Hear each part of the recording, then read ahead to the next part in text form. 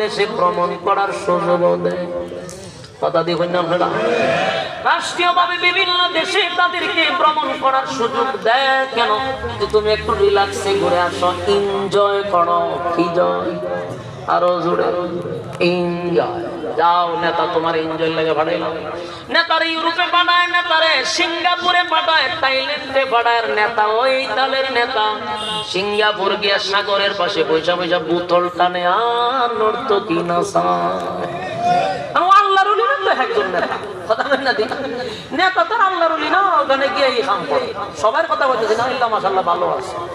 তো আল্লাহ যদি দুনিয়ার লেগে মাইর খাইয়া বোতল টানতে পারে, এর এত সুযোগ সুবিধা দিতে পারে, মানুষের কৃতজ্ঞতা যদি প্রকাশ করতে পারে, তা আমার বন্ধু মাইর খাইছে, আমি আমার বন্ধুর প্রমোশন বাড়াই দিব। সুবহানাল্লাহ।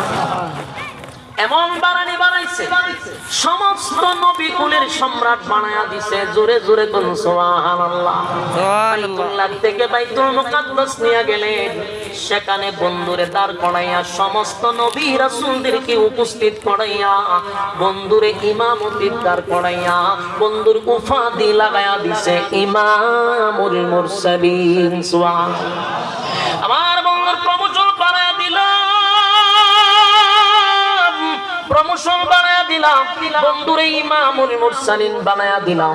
এখানে শেষ না, বন্ধুরে একটা স্পেশাল প্রাইভেট কার দিয়া বন্ধুরে নিয়ে গেল প্রথম আসমানে। 1 নাম্বার আসমান ঘুরায়া দেখলো, ফেরেশতাদের সঙ্গে সাক্ষাৎ করলো, কথা বললো। 2 নাম্বার আসমান, 3 নাম্বার, 4 নাম্বার করতে করতে 7 আসমান টপকায়া চলে গেল সিদরাতুল মুনতাহা। সুবহানাল্লাহ।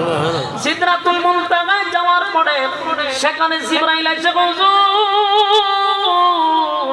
হুজুর, দুনিয়া থেকে এই পর্যন্ত আপনার সফর সঙ্গী আমি জিবরাইল ছিলাম। সব জায়গায় আপনারে নিয়ে গেছি, পরিচয় করায়া দিছি, কিন্তু